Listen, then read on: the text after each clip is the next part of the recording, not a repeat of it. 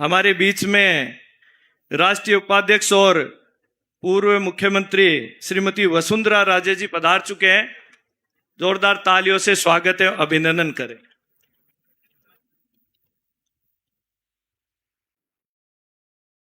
साथ ही सभी मंचस्थ अतिथियों से निवेदन करूंगा कि इस स्थापना दिवस के कार्यक्रम को विधिवत शुरुआत करने के लिए दीप प्रज्वलन के लिए आप सब लोग पधारें। दीप प्रज्वलन के लिए सभी अतिथिगण।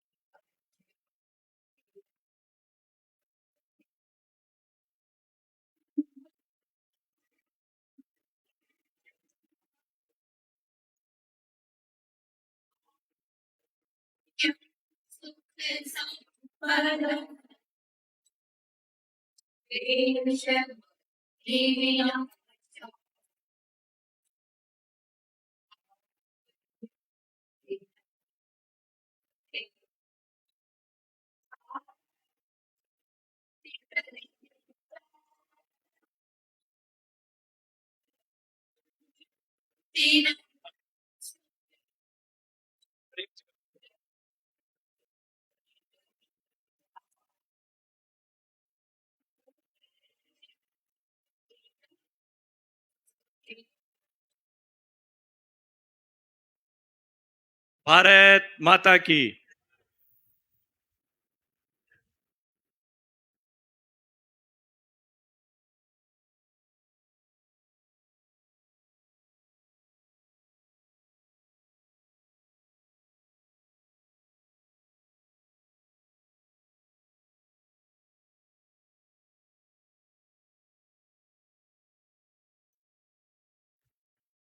ये कैमरे वाले भैया से निवेदन है, वो पीछे सब लोग लाइव चला रहे हैं तो उनके बीच में नहीं आए। अब मैं सबसे निवेदन करूंगा, वंदे मातरम के लिए सभी लोग अपने अपने स्थान पे खड़े हो जाएं।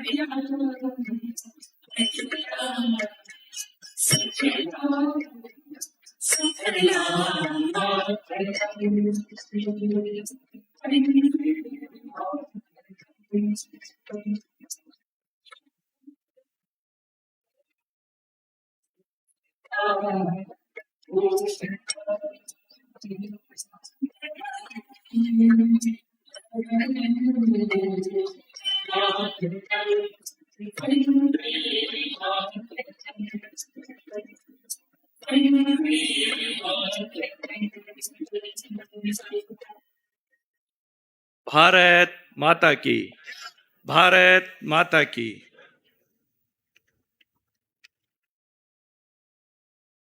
अब मैं स्वागत की कड़ी को आगे बढ़ाते हुए निवेदन करूंगा श्रीमती वसुंधरा राजे जी के स्वागत के लिए राखी राठौड़ जी, श्रीमती सुमन शर्मा जी, श्रीमती रमा चोपड़ा जी, आप पधारें और हमारी राष्ट्रीय उपाध्यक्ष और पूर्व मुख्यमंत्री श्रीमती वसुंधरा राजे का स्वागत एवं अभिनंदन करें।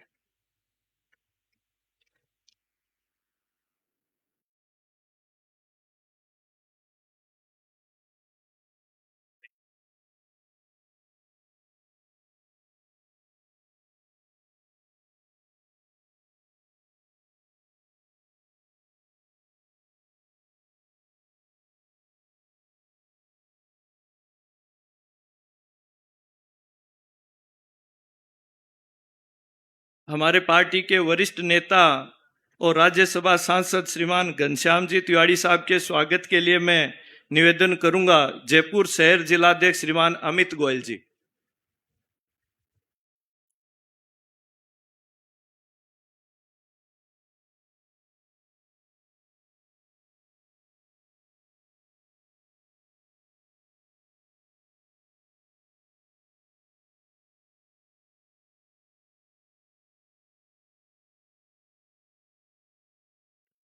राजस्थान सरकार के मंत्री श्रीमान किरोड़ी लाल जी मीणा साहब के स्वागत के लिए मैं निवेदन करूंगा हमारे उत्तर जयपुर उत्तर के जिलाध्यक्ष सुरेश सैनी जी।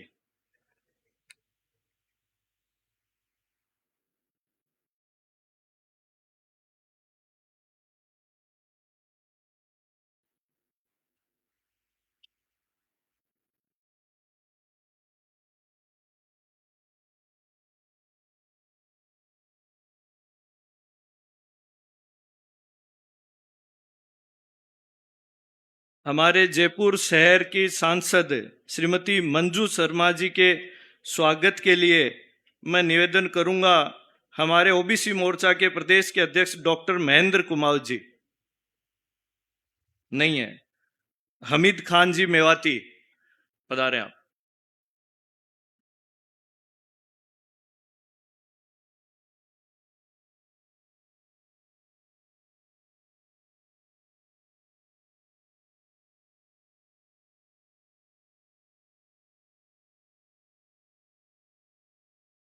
हमारे सिविल लाइन से विधायक श्रीमान गोपाल जी शर्मा साहब के स्वागत के लिए मैं निवेदन करूंगा हमारे मीडिया के संयोजक प्रमोद वशिष्ठ जी।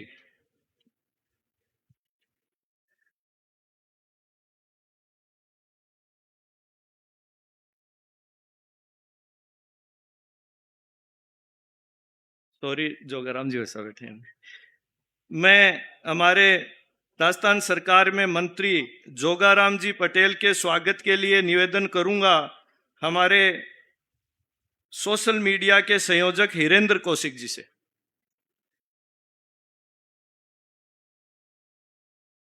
हिरेन जी कौशिक।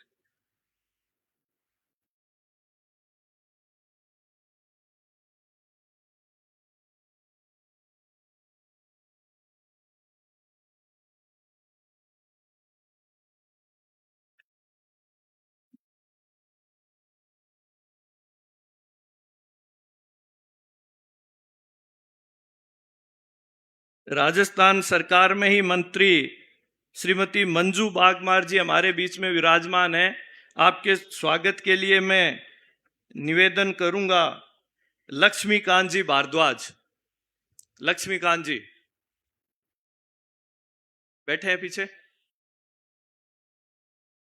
नहीं है। अविनाश जी जोशी।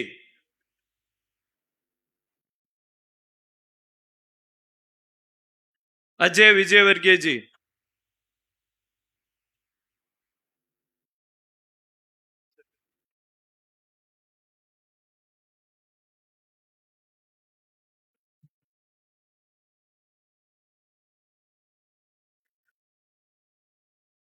हमारे विधायक महोदय श्रीमान बाल मुकुंदाचार्य जी महाराज के स्वागत के लिए मैं निवेदन करूंगा श्री भवानी शंकर जी शर्मा, कार्यालय सह मंत्री।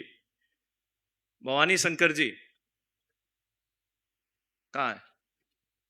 आओ, थोड़ा जल्दी आओ।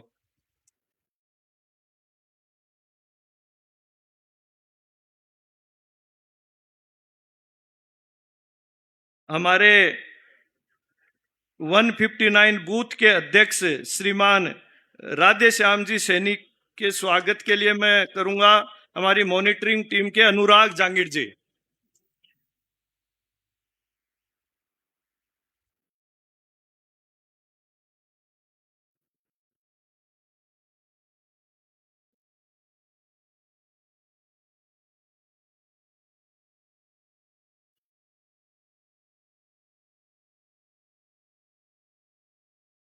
अब मैं शंकर जी गोरा से निवेदन करूंगा कि हमारे दोनों महामंत्री मिथिलेश जी और भूपेंद्र जी सैनी का आप स्वागत करें।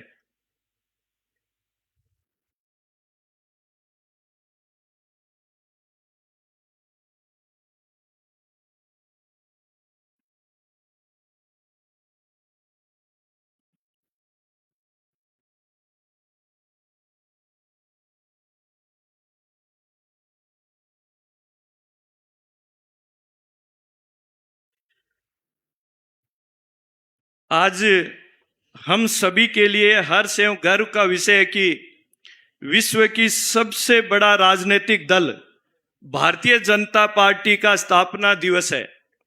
देश के कोने कोने से करोड़ों कार्यकर्ता पार्टी के स्थापना दिवस को हर वर्ष की भांति इस वर्ष भी हर्षोल्लास के साथ मना रहे हैं तथा सेवा भाव एवं राष्ट्र प्रथम के मूल मंत्र को अपनाते हुए अपना कार्य का संकल्प भी लेते हैं।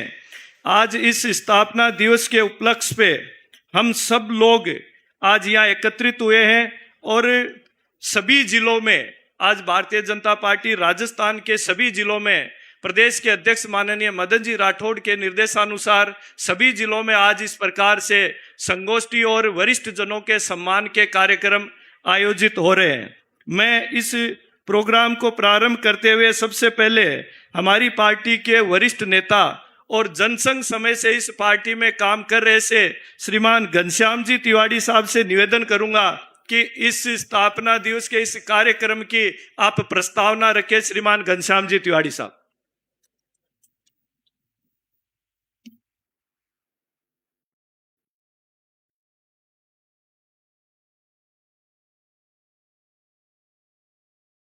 भारतीय जनता पार्टी के राजस्थान के प्रदेश अध्यक्ष माननीय श्री मदन जी राठौड़ साहब, हम सबके लोकप्रिय यशस्वी मान भूतपूर्व मुख्यमंत्री आदरणीय वसुंधरा राजे जी, ताली बजाओ ना यार जोर से, बार सब लोकप्रिय बोला।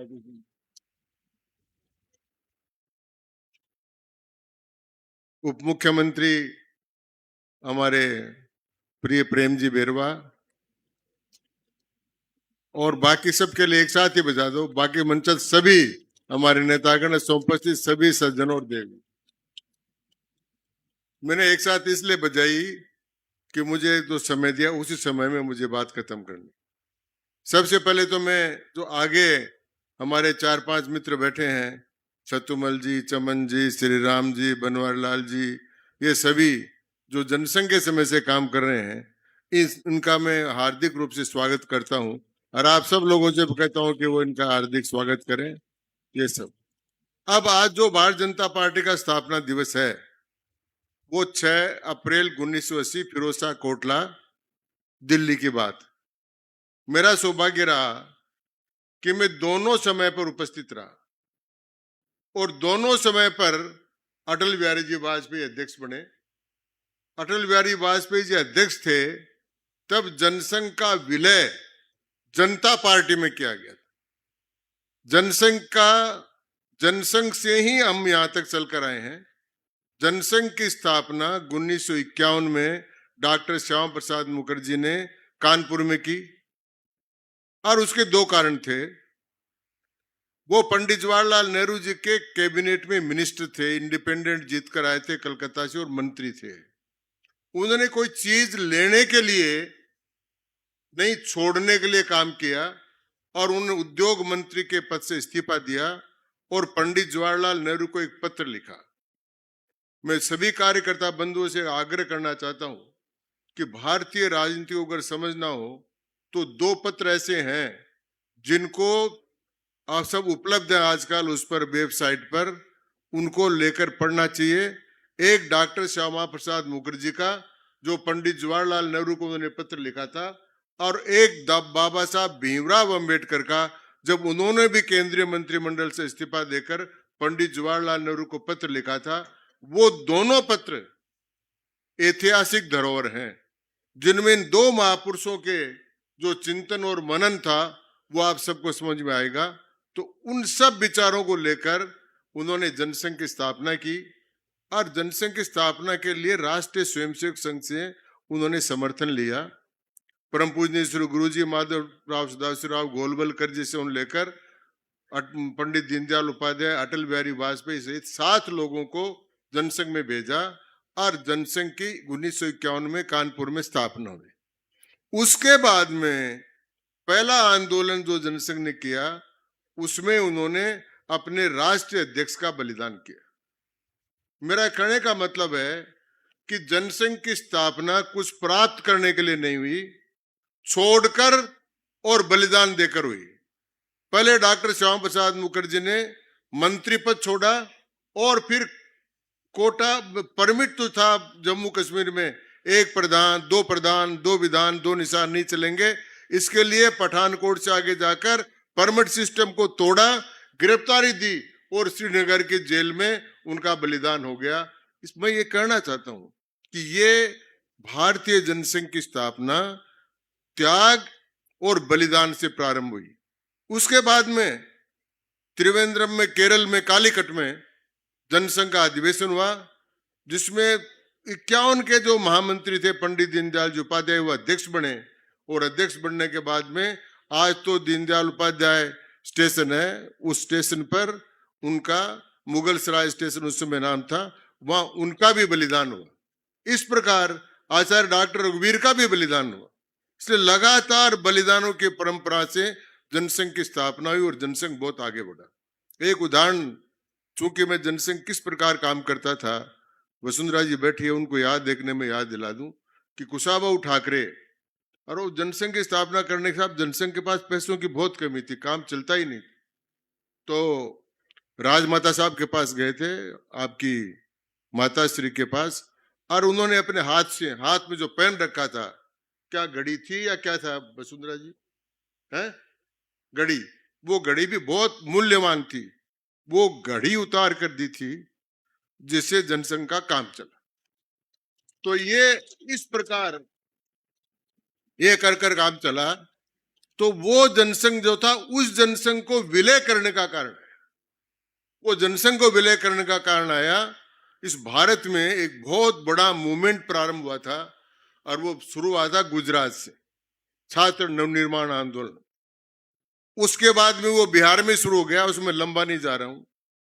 बिहार में जयप्रकाश नारायण जी के नेतृत्व में शुरू हो गया और जयप्रकाश नारायण जी ने जब पटना में प्रवेश करने लगे और उनको ऊपर जब लाठियां बरसाई गई और नानाजी देशमुख ने उन पर छाया करके खुद अपने शरीर पर लाठियां झेली। उस समय रामधारी सिंह दिनकर चेन्नई में थे और उन्होंने ये कहा था, उसमें उन्होंने कहा था कि समर शेष है नहीं पाप का भागी केवल व्याध, जो तटस्थ है समय लिखेगा उसका भी अपराध। और उनकी इन पंक्तियों के बाद में जनसंघ भी उस आंदोलन में शामिल हो गया और इंदिरा जी का इलाहाबाद हाई कोर्ट से चुनाव अवैध घोषित हो गया और उन्होंने देश में आपातकाल लगा दिया। मैं उस सारी परिस्थितियों पर नहीं जाना चाहता, बहुत लंबी कहानी है, लेकिन जो आपातकाल हटा और उसके बाद में जयप्रकाश नारायण जी के नेतृत्व में जनसंघ की, स्वतंत्र पार्टी का, समाजवादी पार्टी का, प्रजा समाजवादी पार्टियों का, सब पार्टियों का, जनता पार्टी, भारतीय क्रांति दल, लोक दल का, सबका विलय हुआ। उस समय जनसंघ का विलय करने के बाद तो, और दिल्ली में उस समय भी अध्यक्ष अटल बिहारी वाजपेयी थे और दिल्ली में जनसंघ का प्रस्ताव पास किया कि हम जनता पार्टी में विलय करते हैं। उस समय अटल बिहारी वाजपेयी जी की आंखों में आंसू थे, जिसने कभी ये लिखा, न हार में न जीत में, कर्तव्य पथ पर जो भी मिला सो मिला, ये करते रहे, सत्य का संघर्ष सत्ता से, न्याय लड़ता निरंकुशता से। उन व्यक्ति की आंखों में आंसू आया ये कहकर कि मैं किस किस को, वो पंक्ति मुझे याद है उनका, किस किस को याद करूं और किस किस को भूल जाऊं। मतलब इतने बड़े बलिदानों के बाद जो जनसंघ का ढांचा बना था, उन्होंने कहा कि मैं राष्ट्र के लिए आज आवश्यक है, लोकतंत्र के लिए आवश्यक है, इसलिए मैं जनसंघ का भारतीय जनता पार्टी में विलय करता हूं। और जनसंघ का भारतीय जनता पार्टी में विलय हो गया।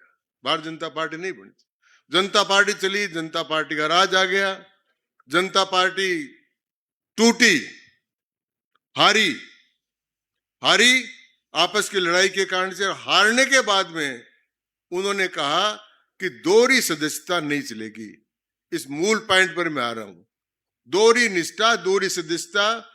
कुछ जो समाजवादी और छद्म धर्मनिरपेक्षतावादी लोग जनता पार्टी में थे, उन्होंने ये मांग उठाना शुरू कर दिया कि हम दोहरी निष्ठा नहीं चलेगी। दोहरी निष्ठा क्या मतलब कि इसमें जनता पार्टी में रहते हुए आप राष्ट्रीय स्वयंसेवक संघ से संबंधित नहीं रह सकते, जनता पार्टी में रहते हुए आप भारतीय मजदूर संघ से संबंध नहीं रह सकते, जनता पार्टी में रहते हुए विश्व हिंदू परिषद से आपका संबंध नहीं रह सकता, जनता पार्टी से रहते हुए छात्र हैं तो विद्यार्थी परिषद से आपका संबंध नहीं रहेगा। ये सारी बातें चली। इस सारी बातों के बाद में जनसंघ का जो घटक जनता पार्टी में था, उन्होंने अटल बिहारी वाजपेयी जी के नेतृत्व में तय किया कि हम, अटल जी ने साफ कहा कि राष्ट्रीय स्वयंसेवक संघ हमारी प्राण वायु है, हमारे प्राण निकल जाए लेकिन राष्ट्रीय स्वयंसेवक संघ से हम संबंध नहीं तोड़ेंगे।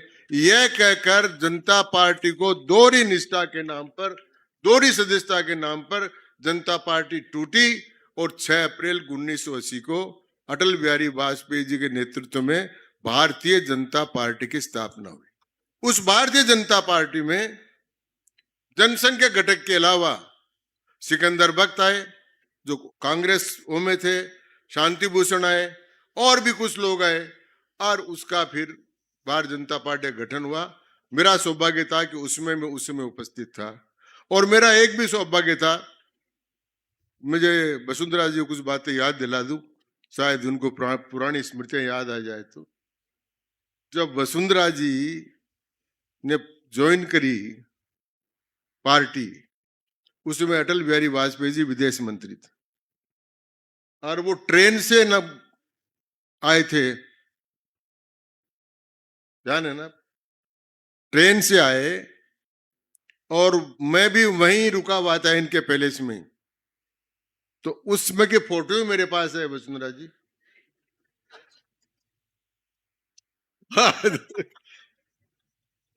तो क्या नजारा था और आज क्या नजारा है, वो फोटो हैं। और अटल जी बिहारी वाजपेयी जी ने आपको पार्टी ज्वाइन कराई थी धौलपुर में उस समय, और उस समय रेल से वो जा रहे थे तो हम उनको छोड़ने के लिए खड़े थे, तो वो वहां खड़े थे, एक वाक्य बोला था, वसुंधरा जी थैंक यू फॉर एवरीथिंग, याद है ना, इन इंग्लिश, इसलिए मैं इंग्लिश ही बोला हूं। तो ये बोला था। तो वो पार्टी फिर वहां चले, जब ये पांतवाद टूटी, जब पार्टी बनी, तो उसके बढ़ने के 4 बड़े कारण थे। पहला कारण ये था कि हम जनता पार्टी के जो लोग थे उनमें में विचारधारा का फर्क था, और वो पहला फर्क था, उसको आप समझ लीजिए ताकि स्थापना का पूरा काम समझ में आ जाएगा। एक राष्ट्र एक जन और एक संस्कृति। इसमें एक बात और मैं याद दिलाऊं, वो फिर बंबई अधिवेशन में हुई थी, राजमाता साहब ने कुछ उसका कहा था, एक राष्ट्र एक जन और संस्कृति, राष्ट्रीयता, राष्ट्रवाद, ये सब बातें 5 हमारी प्रतिज्ञाएं कर कर स्थापना हुई थी। और हमारा सबसे बड़ा मतभेद था, वो था एक राष्ट्र एक, भाई आवाज काहे की है, एक राष्ट्र एक जन और एक संस्कृति, ये हमको विभाजित करती है अन्य राजनीतिक दलों से, आज भी कर रही है। चाहे कांग्रेस का इंडी गठबंधन हो, चाहे सारे दल हो, ये हमारा मूल फर्क है, एक राष्ट्र एक जन और एक संस्कृति। हम इस देश को एक राष्ट्र मानते हैं, मिला जुला राष्ट्र नहीं मानते। वो हमारा एक सबसे बड़ा मतभेद था। और वो राष्ट्र क्या है, ये आप समझ लीजिए। आप तो बहुत भाग्यशाली आदमी हैं, आप तो उस भारतीय जनता पार्टी के मेंबर हैं जो आज विश्व की सबसे बड़ी लोकतांत्रिक पार्टी है। आप तो उस भारतीय जनता पार्टी के मेंबर हैं जिसके नेता नरेंद्र मोदी है, जो विश्व के सबसे लोकप्रिय नेता है।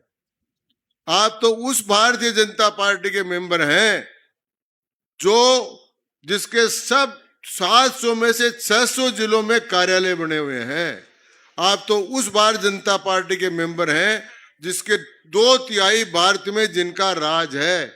और हम उस समय जब काम शुरू हुआ तो उस पार्टी के मेंबर थे। एक आपको घटना बताता हूं, कच्छ समझौता हुआ, उसके खिलाफ हमने आंदोलन किया, गडरा आंदोलन। क्या है, बैठ जाओ भैया, ऊपर आकर बैठ जाओ, नहीं जहां भी बैठो, ऊपर भी आने का समय आ ही जाता है। ऊपर आने का भी समय आता है, ऊपर जाने का भी समय आता है, वो आता है। बैठे ना, बैठिए,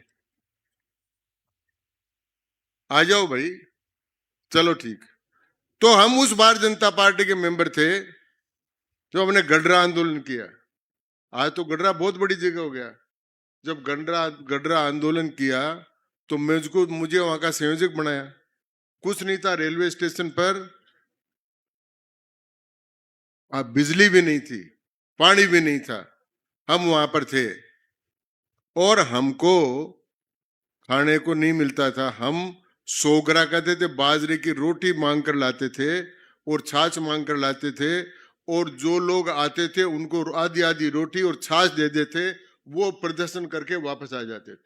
अटल बिहारी वाजपेयी उसी जगह उस रेलवे स्टेशन पर 8x6 के कमरे में एक टेबल पर पूरी रात रहे और मैं उनके नीचे सोता रहा। और हमको जब मैं फिर याद रहा तो वसुंधरा जी को, क्यों गाड़ियां नहीं जाती थी, लेकिन राजमाता साहब के पास ऐसी गाड़ी थी जो गाड़ी चली जाती थी। और राजमाता साहब की गाड़ी गडरा तक पहुंच गई और हमको पहली बार वहां वो बहुत सारा खाना बना कर ले गई थी। और हमको पहली बार 15 दिन में वहां खाना खाने को मिला, सब्जियों के साथ। हम उस पार्टी के मेंबर थे, आज उस पार्टी के मेंबर हो, लेकिन यहां तक पहुंचने में बहुत बड़ा काम हुआ। उसके बाद इसका जो पहला अधिवेशन हुआ वो बंबई में हुआ। अभी किरोड़लाल जी हमारे मित्र, हम याद कर रहे थे, ये उसमें हम बांद्रा रिकमेंडेशन ग्राउंड से पैदल पैदल चलकर शिवाजी पार्क तक आए थे। और किरोड़लाल जी नारे लगाए थे, कैला मैया ने कह दियो कमल को फूल खिलेगो एक कई कमला में, क्यों याद है किरोड़लाल जी? तो आ रहे थे वहां से। और उस समय अटल जी ने, उस समय मोहम्मद भाई करीम छागला जो सुप्रीम कोर्ट के जज भी थे, फिर भारत के विदेश मंत्री भी रहे, उन्होंने घोषणा की थी कि कौन कहता है कि कांग्रेस का विकल्प नहीं है। मैं कह रहा हूं कि ये सामने जो बैठा है वो कांग्रेस का विकल्प है, ये पार्टी भारत पर राज करेगी, ये उन्होंने कहा। और अटल बिहारी वाजपेयी जी ने अपने भाषण के आखिर में, इतना बड़ा भाषण हुआ, उस भाषण के आखिर में उन्होंने कहा, अंधेरा छटेगा, सूरज निकलेगा और कमल खिलेगा। ये उन्होंने कहा। उनकी है भविष्यवाणी आज सत्य सिद्ध हो रही है नरेंद्र मोदी जी के नेतृत्व में कि ये कमल न केवल सारे भारतवर्ष में खिला है, लेकिन G20 के सम्मेलन में भी ये कमल खिला, लोटस उसका वो था। तो ये पार्टी में आज आप उसके मेंबर हो, लेकिन आप सिद्धांतिक पार्टी की बात को याद रखिए। हम आइडियोलॉजिकल पार्टी हैं, अन्य पार्टियां पारिवारिक प्रजातांत्रिक पार्टी है। एक ही पार्टी भारत में है जो लोकतांत्रिक पार्टी है, उसके भी आप मेंबर हो। नितिन नवीन जी हमारे अध्यक्ष बन गए, नड्डा जी हमारे अध्यक्ष थे, वेंकैया नायडू जी अध्यक्ष थे, लक्ष्मण जी अध्यक्ष थे, जनकृष्ण मूर्ति भी थे, लाल कृष्ण आडवाणी जी थे, अटल बिहारी वाजपेयी जी भी थे, राजनाथ सिंह जी भी थे, सब लोग अध्यक्ष थे हमारे। किसी प्रांत से किसी जाति का आदमी आकर भारतीय जनता पार्टी का अध्यक्ष बन सकता है, लेकिन समाजवादी पार्टी का बनना होगा तो मुलायम सिंह के बेटे के रूप में जन्म लेना होगा। कांग्रेस का बनना होगा तो सोनिया गांधी के गर्भ से निकलना पड़ेगा, या स्टालिन के बेटे उदयनिधि को आना पड़ेगा, या करुणानिधि के बेटे को उसको आना पड़ेगा। ये फर्क है। इस फर्क के साथ भारतीय जनता पार्टी बनी। तो भारतीय जनता पार्टी एक राष्ट्र एक जन और एक संस्कृति को चली। वो एक राष्ट्र क्या है उसका विवरण पंडित दीनदयाल जी उपाध्याय ने किया। मैंने एक अभी 2-3 दिन पहले कार्यकर्ताओं की मीटिंग में मैंने पूछा था एक प्रश्न कि राष्ट्र में, देश में और राज्य में क्या फर्क है। तो एक कार्यकर्ता ने खड़े होकर कहा दो पर्यायवाची शब्द है, लेकिन मित्रों ये पर्यायवाची शब्द नहीं। राष्ट्र अलग है, देश अलग है और समाज अलग है और संस्कृति अलग है। हमारा भू सांस्कृतिक राष्ट्रवाद जो है वो भारत की जनता पार्टी का मूल प्राण है। उस भारत मूल प्राण को समझने की जरूरत है। यात्रा बहुत लंबी रही है। पहला दिवस मुझे एक बात का गर्व है, मैंने वसुंधरा जी की इतनी बड़ाई कर दी तो थोड़ी मेरी भी कर दूं। मैं जब इन दोनों में साथ साथ था तो पहला अधिवेशन भारतीय जनता पार्टी का हमने सीकर में आयोजित किया था और मैं उसका संयोजक था और वसुंधरा जी भी उसमें थी। अटल बिहारी वाजपेयी जी की हमने पूरे शहर में शोभा यात्रा निकाली थी और भवनलाल जी शर्मा मंजू बैठी हुई है, उनके पिताजी को उसका अध्यक्ष चुना था। और मैं उन 32 प्रमुख लोगों में भी शामिल हूं जो 6 अप्रैल 1980 को स्थापना हुई और 1 जुलाई 1980 को भारतीय जनता पार्टी के पहले एमएलए के रूप में मैं जीतकर चुनाव में आया, उसमें मैं शामिल। तो लेकिन तो ये सब बातें हैं। तो आप इसकी सैद्धांतिक पृष्ठभूमि, समय मेरे पास इतना ही दिया, सैद्धांतिक पृष्ठभूमि और आगे काम समझ। लेकिन मैं आपको एक बात बताकर बात समाप्त करूंगा। अभी जो मैंने पहले बताया समर शेष है, नहीं पाप का बागी केवल ब्याज, जो तटस्थ है समय लिखेगा उसका भी अपराध। कार्यकर्ता बंधुओं बहनों, अभी भी समर शेष है। भारत आज जिस मोड़ पर खड़ा है वो छलांग लगा रहा है, आर्थिक रूप से, राजनीतिक रूप से, वैश्विक मंच पर। लेकिन देश के सामने चुनौतियां हैं। उन चुनौतियों पर आप ध्यान करिए। उन चुनौतियों के लिए मैं राजस्थान सरकार को भी धन्यवाद दूंगा कि उन्होंने 2 बड़े कानून बना दिए हैं, धर्मांतरण के खिलाफ और डिस्टर्ब्ड एरिया एक्ट जो दोनों बनाए हैं, उनके लिए मैं सरकार को भी धन्यवाद देना चाहता हूं। लेकिन ये समय है, अभी हमको लड़ाई करनी है। जानबूझकर अभी केरल फाइल आपने देखी होगी, ये एक षड्यंत्र है। लव जिहाद एक षड्यंत्र है, लैंड जिहाद एक षड्यंत्र है। पंजाब में 20% लोग सिख ईसाई बन चुके हैं। धर्म परिवर्तन जानबूझकर इस देश में चलाया जा रहा है, वो हमारे सामने एक बहुत बड़ी चुनौती है। इस चुनौती को हमको ध्यान में कर चलना पड़ेगा। हमारे यहाँ पर जो ये बीच में पकड़े जाते हैं जासूसी करने वाले, वो बहुत बड़ी चुनौती है हमारे सामने। लेकिन हमारा सौभाग्य है कि नरेंद्र मोदी हमारे नेता हैं और उन्होंने सारी चुनौतियों का सामना किया है, कोरोना का सामना किया है। अभी इस युद्ध में भी आप देखिए, हमारे आसपास के सारे देश लस्त पस्त हो रहे हैं, लेकिन भारत नहीं हो रहा है। लेकिन चुनौती क्या है कि हमारे जो विरोधी हैं वो राष्ट्रीय संकट के समय भी राष्ट्रीय संकट पैदा करना चाहते हैं, राष्ट्र विरोधी बात करने के लिए तैयार होते हैं। इन जो हमारे राजनीतिक प्रतिरोधी हैं वो भारतीय जनता पार्टी का विरोध करते करते भारत का विरोध करने लग गए हैं। ये चुनौती हमारे सामने है, वरना किसी देश ने गैस, पेट्रोल और डीजल को इस पचाकर नहीं बना कर रखा इस लड़ाई युद्ध में जैसा नरेंद्र मोदी जी ने रखा है।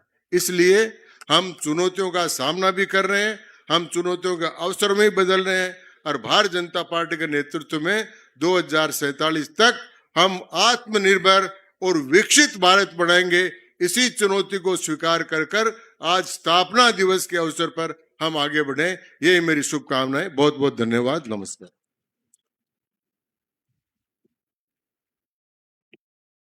बहुत बहुत धन्यवाद घनश्याम जी भाई साहब, आपने पार्टी के बारे में सबको बताया।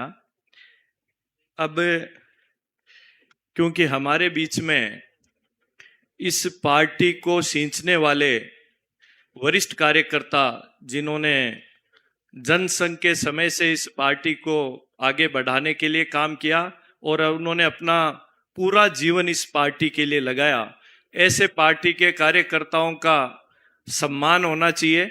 इसलिए मैं सबसे पहले हमारे पार्टी के जो जनसंघ के कार्यकर्ता रहे हैं ऐसे श्रीमान चमन लाल जी तंवर साहब से निवेदन करूंगा।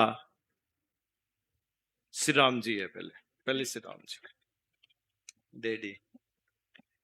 मैं सबसे पहले श्री राम जी खंडेलवाल साहब से निवेदन करूंगा, आप 1952 से जनसंघ में सक्रिय रहे हैं, आप जयपुर विकास प्राधिकरण के सदस्य भी रहे हैं, आप नगर निगम में चेयरमैन रहे हैं वित्त कमेटी के, और आप डेडी के नाम से विख्यात रहे हैं। माननीय भैरव सिंह जी शेखावत भी इन्हें डेडी के नाम से ही बुलाते थे। तो ऐसे श्रीमान श्री राम जी खंडेलवाल साहब का जोरदार तालियों से स्वागत है, अभिनंदन करें आप। मैं माननीय प्रदेश अध्यक्ष जी श्रीमती वसुंधरा राजे जी और घनश्याम जी तिवारी जी, सभी हमारे पार्टी के नेताओं से निवेदन करूंगा कि इनको साफा शॉल पहना के स्वागत एवं अभिनंदन करें।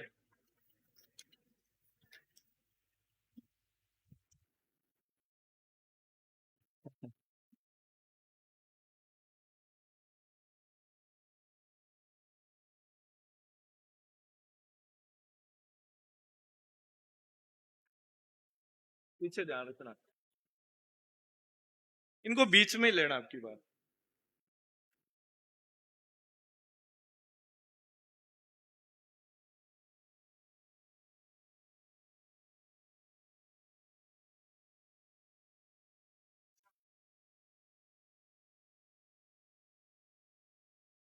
हमारे बीच में वरिष्ठ कार्यकर्ता विराजमान है श्री चमन लाल जी तंवर। आप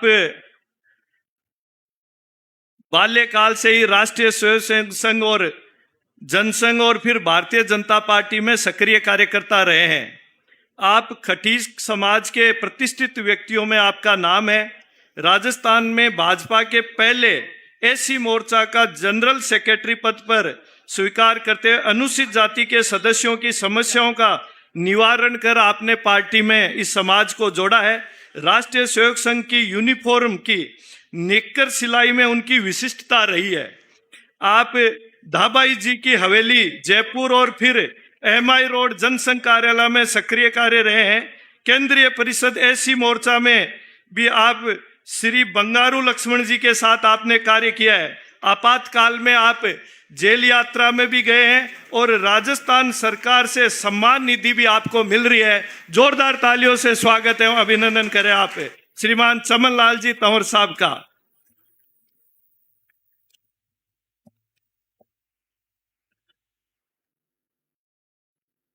जोरदार तालियों से स्वागत करें। हमारे बीच में श्रीमान छत्तुमल जी जो कि नेता के नाम से जाने जाते हैं, ऐसे वरिष्ठ कार्यकर्ता नेताजी के नाम से जाने जाते हैं। आप 50 वर्षों से अधिक समय से सक्रिय कार्यकर्ता हैं। आप सहकारिता प्रकोष्ठ के जिलाध्यक्ष भी रहे हैं, आप कच्ची बस्ती प्रकोष्ठ के प्रदेश के संयोजक भी रहे हैं, और आप नगर निगम में पार्षद भी रहे हैं। छतुमल नेताजी के नाम से आप विख्यात हैं। आपका जोरदार तालियों से स्वागत है, अभिनंदन है।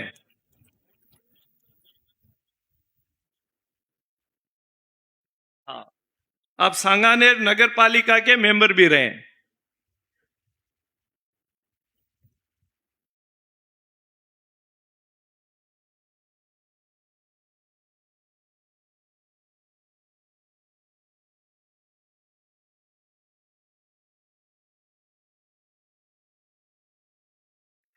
हमारे बीच में श्री बनवारी लाल जी दुसाद यहाँ विराजमान है। आप जनसंघ के जमाने से सक्रिय कार्यकर्ता रहे हैं।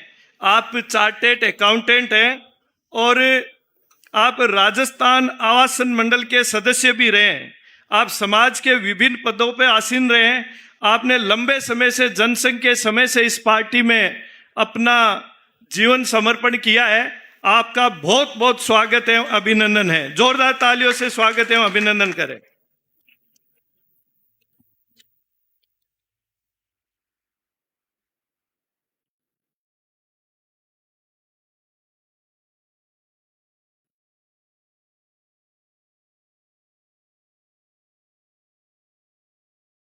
जोरदार तालियां बजाएं।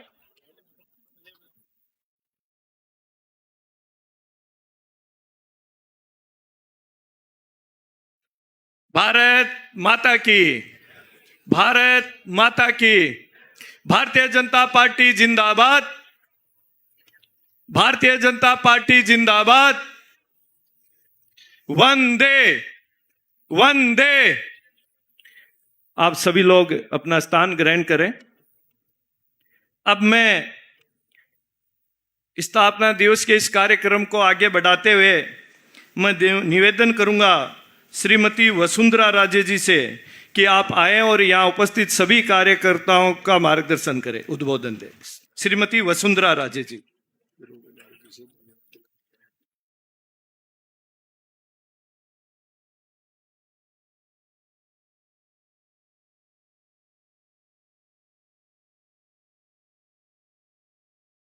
अभी हो जानी आज तो हील्स।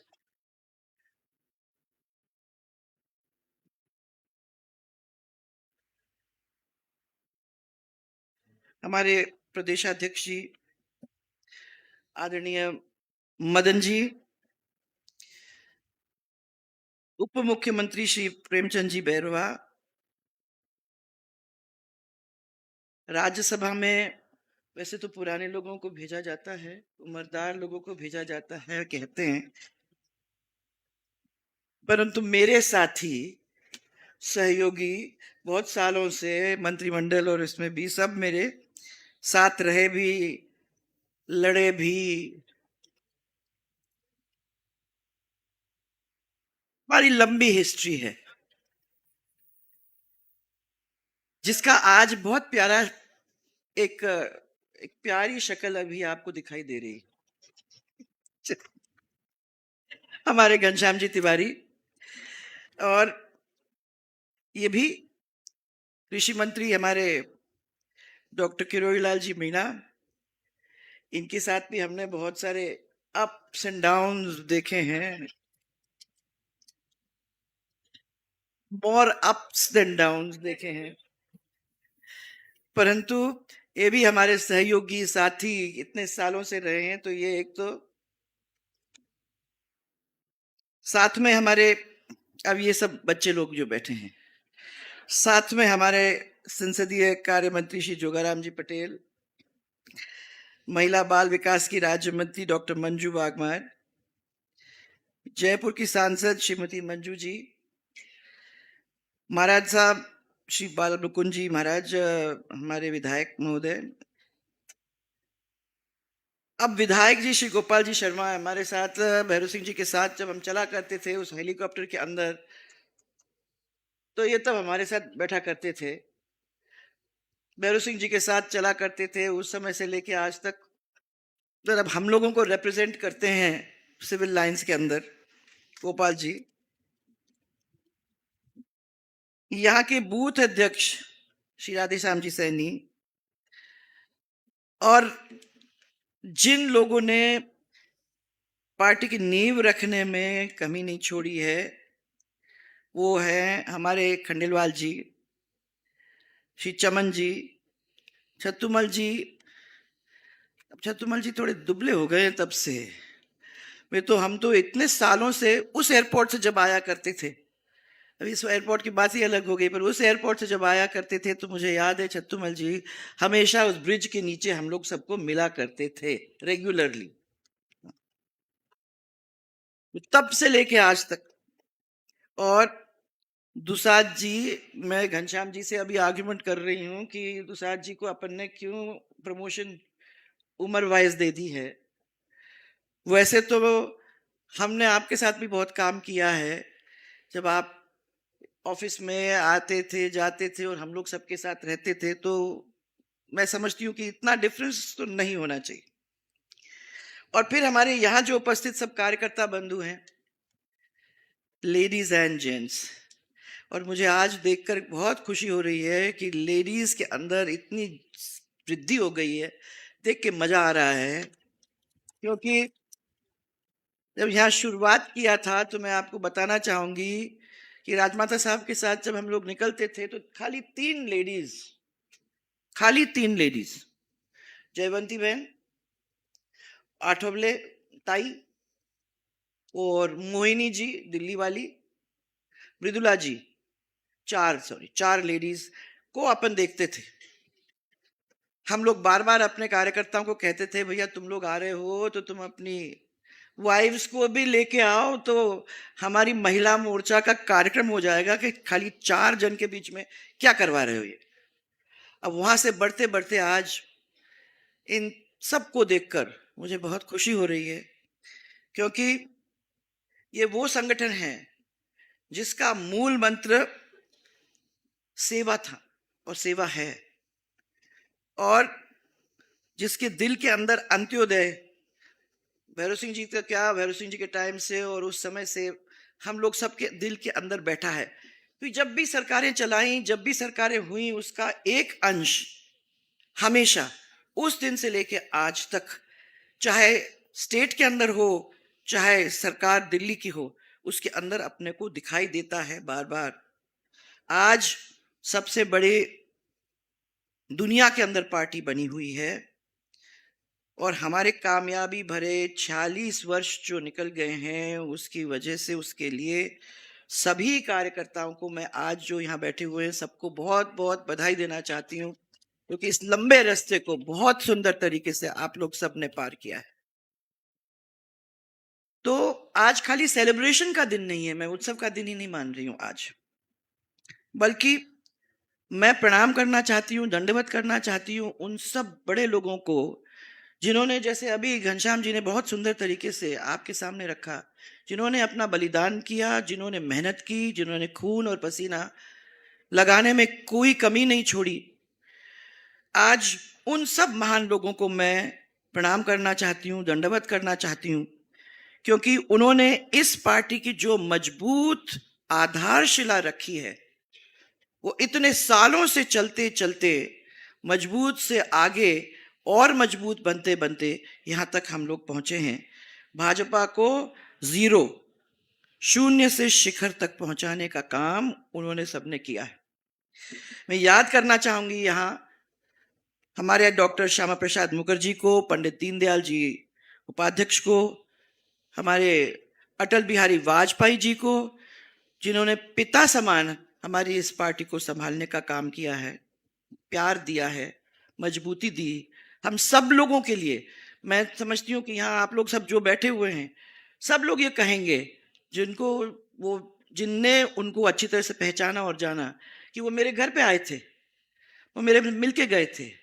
मेरी उनके साथ खाली तस्वीर नहीं है, क्योंकि आजकल तो ये है, क्या बोलते हैं इसको, मोबाइल, तो तो आजकल तो इस मोबाइल की वजह से हम लोगों को बहुत कुछ देखने को मिलता है। हम तो मोबाइल मोबाइल लेके चलते हैं और 1 मिनट के अंदर तस्वीर भी खींच लेते हैं। कोई ऐसा नहीं है कार्यकर्ता जो हम लोग अगर जाते हैं रास्ते पे भी मिलते हैं तो मोबाइल से तस्वीर नहीं खींचेगा। उस समय में तस्वीर खींचना बहुत मुश्किल मामला होता था और तभी होता था जब कोई विशेष कार्य था। तो मुझे याद है कि बहुत सारे लोग आज भी वो तस्वीर हम लोगों को दिखाते हैं कि अटल जी आए थे, हमारे घर पे खाना खा के गए थे। वो ऐसे लोग, राजमाता साहब, लाल कृष्ण जी अडवाणी, मुझे याद है कि ये बार बार उस समय मेरे को कहा करते थे कि आप लोग बहुत ज्यादा एडवांस हो गए हो। मैंने कहा कैसे एडवांस हो गए? मैंने कहा, आप लोगों के आप, हम लोग जब जाते थे तब रोड्स नहीं होते थे, प्लेन्स नहीं थे, ट्रेन्स के कनेक्शन भी बहुत ही कम थे। वो आप समझ सकते हो कि कितनी कठिनाइयों को झेलते हुए वो गांव गांव के अंदर जाकर अपने कार्यकर्ताओं को मिल करके उनकी फौज को खड़ा करने का काम उन्होंने किया और यहां तक कि एक एक का नाम वो जानते थे। अब हम ये एक्सपेक्ट नहीं करते क्योंकि परिवार बहुत बड़ा हो गया है, ये तो एक्सपेक्ट नहीं कर सकते कि सबके नाम याद रहेंगे, परंतु हाँ, एक पारिवारिक रिश्ता था जो उन्होंने इस पार्टी को कायम करने में प्रेम के साथ लगाया था। वही राजमाता साहब, मुझे याद है कि 28 दिन के अंदर 30 दिन में 28 दिन तो दौरे होते थे। हम लोग उनको यही कहा करते थे कि क्यों कर रहे हो, क्या हो रहा है इसमें, क्या होगा, कुछ समझ नहीं आई। आज जब हम पीछे देखते हैं तो हमको समझ में आती है। 3 बजे उठ के पूजा करना, 6 साढ़े 6 बजे प्लेन पकड़ना, फिर ऐसी जगह में जाना जहाँ रोड नहीं है, जीप के में बैठना या गाड़ी में बैठ के जाना, और कार्यकर्ता 12 बजे रात को, मैंने कहा मैं तो शर्म आनी चाहिए, महासंबंध के अंदर जब हम लोग थे तो वो अपने टेलीकम्युनिकेशन मिनिस्टर हुआ करते थे, आपको याद है पहली सरकार में, वहां वो सरकार में गवर्नमेंट ऑफ इंडिया में आईएएस वो, तो मुझे याद है उनके घर पे अपने को रुकना था रात को। मैंने उनको कहा भाई शर्म होनी चाहिए, अपने को कहाँ रात के 12 बजे किसी के घर पे जाके अपन ठकठका रहे हैं, अच्छा थोड़ी लगता है। तो उन्होंने कहा देखो तो सही, अपने को चलना है, ये कार्यकर्ताओं के साथ जो हमारी मोहब्बत और हमारा एकता है उसको देखने की जरूरत है, उसको समझने की जरूरत है, यही चीज को आप लोगों को जमीन पे लाने का है। रात के 12 बजे हम वहां पहुंचे, लेडीज सब दरवाजे पे खड़ी थी आरती लेके। उन्होंने अपने कमरे खाली कर दिए थे राजमाता साहब के लिए, उनको मालूम था कि राजमाता साहब क्या खाती हैं, तो उन्होंने दूध क्या क्या क्या क्या अलग से करके रात के 12 बजे हाथ से रोटी बना के उनको खाना खिलाया और अपना कमरा उनको दे के कहा कि आप तो यहीं रहोगे। माने वो चीज मुझे याद आती है। जब अटल जी ने बाद में जब हम लोग सब मंत्री बने दिल्ली के अंदर तो टोका भी और कहा तुम लोग बहुत एडवांस हो गए हो, आजकल तो तुम लोग तो नीचे होते नहीं हो और ये हेलीकॉप्टर अच्छी चीज मिल गई है, लोग सुबह सुबह 8 बजे निकल जाते घर से और घूम घाम के सबको क्या क्या क्या करें, हेलीकॉप्टर अंधेरे में उतरता नहीं है, इसलिए 6 बजे तक अपने को वापस आना है, और वापस पहुंच जाते थे। तो तुमने तो वो झेला ही नहीं है, तुम कार्यकर्ताओं के साथ वो कांटेक्ट रख कैसे सकते हो? ये हम लोगों को कहा कि तुम लोगों को टाइम निकाल के जाना चाहिए था, तुम लोगों को एरिया समझना चाहिए है। वो याद है आपको भी घनश्याम जी, हम लोगों को ले गए थे भैरव सिंह जी बॉर्डर पे, आप थे, हम थे, कैलाश जी थे, पुष्पा जी थी और 3-4 और लोग थे। हम लोगों को वो ले गए थे और उन्होंने कहा ये बॉर्डर देखो, हमको सिखाया, हमको वहां ले जाके लोगों के घर पे खाना खिलाया और बॉर्डर क्या चीज है वो हमको समझाने का काम किया। हम 6-7 लोग उनके साथ गए थे। ये एक क्लोजनेस थी उस समय, पार्टी थोड़ी छोटी थी परंतु इनने, और मुझे याद है कि कोई भी पद का लालची नहीं था, ये एक और बड़ी बात थी, कोई भी नहीं था। मुझे याद है कि जब अटल जी का 2 टर्म हो गया, अडवाणी जी के 2 टर्म हो गए, उन्होंने कहा कौन बना सकते हम, तो राजमाता साहब को बनाएंगे। तो राजमाता साहब को कहा कि अब हम आपको बनाने वाले हैं, तो उन्होंने कहा मैं तो नहीं बन सकती जब तक मेरे गुरु महाराज नहीं कहेंगे। तो उन्होंने कहा चलो हम तो गुरु महाराज के पास भी आ जाएंगे, उनको मना लेंगे। तो उनको उनके साथ दतिया गए दतिया महाराज के पास गए। दतिया महाराज तब जिंदा मने मने यहाँ थे। तो आश्रम में जब हम पहुंचे, महाराज जी के पास बैठे, तो अटल जी को तो आप जानते हो कितने सुंदर तरीके से बात करने का तरीका था उनका। तो उन्होंने तो बहुत सुंदर तरीके से महाराज जी किए और सब कुछ किया। और महाराज जी को आखिर में कहा कि महाराज जी, हम ये आपके सामने बैठी हैं, आपकी शिष्या है, आप इनको आशीर्वाद दो, हम तो बनाने वाले हैं इनको। और लास्ट में जोड़ दिया, आपकी आज्ञा से। तो उन्होंने कहा, मेरी तो आज्ञा है नहीं, क्योंकि ये इस काम के लिए नहीं है, इनका काम अलग है। इनका काम है पार्टी को मजबूत करना। आप लोग लीड करिए पार्टी को, ये आपके पीछे खड़ी रहेंगी और मजबूती के साथ खड़ी रहेंगी, आपको उसकी चिंता करने की जरूरत नहीं है। और राजमाता साहब ने नहीं कहा, तो उन्होंने कहा कि इनका सब कुछ तुम्हारा है।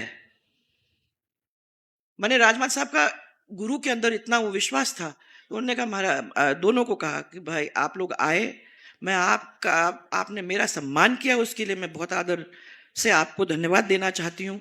परंतु अब महाराज जी ने कहा है तो वो नहीं होगा। कोई नहीं, किसी ने नहीं कहा कि अभी महाराज जी को कैसे पहले ही मना लो, तो महाराज जी कह देंगे और हम बन जाएंगे। आज वो चीज मैं कहती हूं, पार्टी के अंदर हम लोगों को और मजबूत करने की जरूरत है। हर एक कार्यकर्ता को समझ में आना चाहिए कि ये लोग जो सामने बैठे हैं, इन लोगों ने भी कितना सब कुछ अपने पार्टी के लिए दिया है। ये कोई भूल नहीं चाहे। ये पार्टी मजबूत पार्टी है। ये पार्टी कांग्रेस पार्टी जैसे नहीं है। हम लोग आते हैं, अपना काम करते हैं और फिर आगे बढ़ जाते हैं। ये चीज बहुत जरूरी है कि हमने अपने परिवार को माना है। इस पार्टी को खाली एक प्रोफेशन के रूप में नहीं देखा है और राष्ट्रभक्ति को सामने रख करके हमने ये काम किया है। इसमें नानाजी देशमुख को हम नहीं भूल सकते, कुशाभाऊ ठाकरे को तो भूल ही नहीं सकते। कुशाभाऊ ठाकरे ने कितने सारे कार्यकर्ताओं को तैयार किया नानाजी के साथ। और मुरली मनोहर जी, भैरव सिंह जी, हम जानते हैं कि आज जो भी हम में से बहुत यहां बैठे हैं, हम लोग जो भी हैं वो उनकी वजह से हैं। उनने क्या सिखाया, हाउस में क्या व्यवहार करना है। क्या घनश्याम जी, हम लोग जब बैठा करते थे, वो डांट भी देते थे, इस तरह से नहीं बिहेव कर सकते। और मुझे याद है पहली दफा जब मैं गई हाउस के अंदर, तो डर डर के, मैं तो अंग्रेजी बोलने वाली, तो मैंने कोई कनिष्ठ, अभियंता और लिपिक और वो सब, मेरी जबान उसमें बिल्कुल वो हो जाती थी। तो बैठ के मैं पढ़ रही रात भर, ये कनिष्ठ लिपिक क्या है और क्या है, वो कर रही थी। सुबह मैंने कहा, भाई साहब, मैं भैरव सिंह साहब, मैं इन्हें भाषण नहीं दे सकती। उन्हें भाषण तो देना ही पड़ेगा। हम लोग 35 लोग थे उस टाइम हाउस में। हाँ, हमने कहा आपको तो देना ही पड़ेगा। मैंने कहा, भाई साहब, पेज में तो पसीना आ रहा है, मैं नहीं कर सकूंगी। उन्होंने कहा, जाओ बोलो। तो बड़े डर डर के हमने पहला भाषण दिया। इनको सबको ऑर्डर्स दे दिए गए थे कि जब वो बोल के खत्म करेगी, पहली बात बोल रही है, जोर से धड़काना है ताकि उसको थोड़ा सा वो मिल जाए। और फिर बाहर आके हम लोगों की सबसे टैक्स वसूली होती थी। 100 रुपए रखो, 200 रुपए रखो और LMB से लड्डू मंगाओ और सबको खिलाओ। ये होता था उस समय। हम तो ये एक दूसरे को कहते थे, अरे यार, आपका इतना अच्छा भाषण हुआ। जिसने भी बोला उस दिन, उसका नंबर आता था, उसको लड्डू पहले से ही तैयार करके रखना पड़ता था, लड्डू सबको बांटते थे। ये था। और जिस प्यार के साथ उन लोगों ने हम लोगों को बड़ा किया है, हम लोगों ने, मैं समझती हूँ कि कुछ तो सीखा ही होगा। ये डॉक्टर साहब का मुझे याद है, वो आपके बहुत बड़ा वो आंदोलन हुआ, हाँ सर, माधोपुर में, जहाँ सिर फूटे और क्या क्या नहीं हुआ। भैरव सिंह जी तो इनको बचाने के लिए सबसे पहले। तो ये तो सब बहुत सारी चीजें हमने देखी हैं। और मैं तो ये कहती हूँ कि ये तो वो लोग आधार स्तंभ थे इस पार्टी के, जिनकी वजह से, जिन्होंने हमको तूफानों के बीच में से इस पार्टी को निकाल के यहाँ तक लाने का काम किया है। तो आज हम सबकी ओर से मैं उनको सबसे पहले याद करना चाहूंगी। पूरे देश को इस दीपक ने और साथ साथ उसकी उजास ने पूरे दुनिया के अंदर अपनी रोशनी फैलाने का काम किया है। और वो है नरेंद्र मोदी, जिसने उसके अंदर अखंड ज्योत बनाने का काम करके और आज इस स्थिति बना के रखी है कि देश के अंदर तो क्या, परंतु दुनिया के अंदर भी इस देश का नाम करने में पूरी तरह से सफल रहे। और ये भी उन्होंने बहुत अच्छी बात कही घनश्याम जी ने कि आज जो स्थिति है दुनिया के अंदर, किसी को नहीं मालूम कहाँ जा रहे हैं। आज इंडोनेशिया के लोगों का उसके अंदर भाषण देखा मैंने, जिन्होंने ट्रंप को हाथ जोड़ करके विनती की है कि हम लोग इस चीज में पड़ना नहीं चाहते हैं, कि आप ऐसी स्थिति मत बनाओ कि हम लोग इस चीज में पड़ जाएं और दुनिया नष्ट हो जाए। पर हिंदुस्तान उससे बाहर है। हम लोगों को इसके बारे में अभी चिंता करने की जरूरत ही नहीं है। आप लोगों तो, आपकी तो जिंदगी चल रही है आराम से, कोई चिंता है ही नहीं। आप कभी सोचते भी नहीं हो कि कल क्या होगा, हमारा तो आराम से चल रहा है। ये इसलिए है क्योंकि नॉन अलाइंड का नाम हम लोग फॉरेन मिनिस्ट्री में रहने के बाद मुझे मालूम है, नॉन अलाइंड नेशन का अपन लोगों ने इस अपने देश को एक उपाधि दी थी। और नॉन अलाइंड रखना आजकल की दुनिया में बहुत मुश्किल है, परंतु उन्होंने सफलता के साथ इसको किया है। उसकी सफलता को पूरी दुनिया ने माना भी है। नहीं तो जैसे जिस हैं, इनमें पहुंचने का काम हिंदुस्तान के लिए बहुत मुश्किल होता था। तो उनको भी हम बहुत बहुत धन्यवाद देना चाहते हैं। और इस संगठन की लॉ को कोने कोने तक पहुंचाने का काम हमारे प्रदेश के अंदर हमारे मदन जी ने, हमारे अध्यक्ष जी ने भी बहुत पूरी तरह से अपना जोर लगा के करने का काम किया है। तो ये वहां नहीं रुकी है, वो वहां से लेके आज तक चल रही है कि मदन जी, हमारे मुख्यमंत्री जी, सब मंत्रिमंडल लोग के लोग, सब लोगों ने जा जाके अपने अपने क्षेत्र के अंदर उसको बढ़ाने का, उसको मजबूत करने का काम किया है।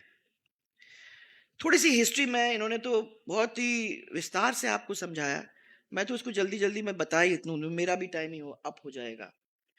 21 अक्टूबर 1951 जनसंघ का जन्म। उस समय न साधन था न अनुभव था। हम लोग धीरे धीरे समझने की कोशिश कर रहे थे और मुझे याद है कि कार्यकर्ता भी कम थे, क्योंकि कार्यकर्ता भी पूरी तरह से हम लोग रीच आउट भी नहीं कर पाए थे तब तक। तो मैं समझती हूं कि जो मंत्र उस समय हमारे कानों में फूंका गया था वो ये था, राष्ट्र फर्स्ट, राष्ट्र प्रथम। ये मंत्र संगठन के अंदर मैंने बार बार कूट कूट कर हम लोगों को सबको समझाया गया था। और यही कारण है तब से लेके आज तक कि हमारा दल आज दुनिया के सबसे बड़ी पॉलिटिकल पार्टी बनी है। वो इसी वजह से बनी है कि हम लोगों ने, किसी ने उस चीज को भूला नहीं। हम सब चुनाव जीतने तक ही सीमित नहीं है, हम लोगों ने लोगों के दिल को भी जीतने की कोशिश की है। तब की थी परिवार मान के, और अब भी कर रहे हैं कि ये समझ आके लोगों को बार बार कि ये हम लोगों ने तब से एक छोटे बच्चे की लेवल से बड़ा करा है। और इस वट वृक्ष को जिंदा रखने का काम सिर्फ नेतृत्व का नहीं है, हम सबका है। उस चीज को याद दिलाने का काम बार बार कहते हैं। अब जन्म कैसे हुआ आप तो लोग तो जानते ही हो। 1977 में मुझे याद है इंदिरा गांधी जी ने जब आपातकाल खत्म कर चुनाव करने का जब फैसला किया था, तब हमारे जयप्रकाश जी नारायण ने आह्वान किया और सभी जो कांग्रेसी पार्टी नहीं थे वो सब एक साथ आके विलय, तो उस समय कांग्रेस पार्टी में होके सब लोगों ने मिलके एकजुट जनता पार्टी बनाने का, अगेंस्ट कांग्रेस, सबने ये अपना मन बनाया। 1 मई को जनसंघ का विलय हुआ और कुछ ही दिन बाद ये तो आवाज उठने लगी, जैसे इन्होंने बताया आपको कि भैया तो आप में नहीं रह सकते, आरएसएस से जुड़े व्यक्ति इस पार्टी में नहीं रहेंगे। तो 6 अप्रैल को 1980 में भारतीय जनता पार्टी बनी और पहले अध्यक्ष, जैसे आपको मालूम है, अटल बिहारी वाजपेयी जी बने। घनश्याम जी ने कहा कि वो सौभाग्यशाली थे कि उस टाइम वो थे वहां, और मैं भी बहुत सौभाग्यशाली थी कि उस समय उस बॉम्बे के रेस कोर्स में वानखेड़े स्टेट वहां इतने जोरदार तरीके से इतना बड़ा कार्यक्रम हुआ, जिसके अंदर हम सब यंग थे, युवा थे उस समय, हम लोगों ने भी भाग लिया। विवाद की बात ही नहीं की मैंने। युवा तो हमेशा रहेंगे, युवा तो यहाँ की बात है। आप तो देखिए ना, आपकी आवाज कितनी जोरदार है। वो तो क्या है, अगर यहाँ हो जाते हैं तो फिर तो यहाँ हो जाएंगे, पर जब यहाँ ठीक है तो फिर तो सवाल ही नहीं उठता है। हम तो जवान हैं। इसके बाद 1984 में चुनाव हुए लोकसभा के, और इंदिरा गांधी जी की डेथ हुई, सहानुभूति की लहर फैली, उसकी वजह से कांग्रेस को मदद मिली, और खाली 2 लोग जीत के आए भारतीय जनता पार्टी में। उस समय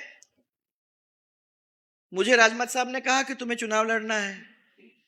मैंने कहा भैया रुको, गांधी की अभी डेथ हुई है, और आप मेरे को, अब कौन सी माँ होती है, माँ देखो भी, माँ होती है वो जो अपने बच्चों को सबसे पहला स्टार्ट सक्सेसफुल, माने सक्सेस उसको मिले, ऐसे में उसको आगे बढ़ाने का काम करती है। मैंने कहा वो कैसी माँ कि आप मुझे कह रहे हो, जब आप जानते हो कि हम लोग जीतने वाले हैं नहीं, वो आप हमको भेज रहे हो भिंड में, वो भी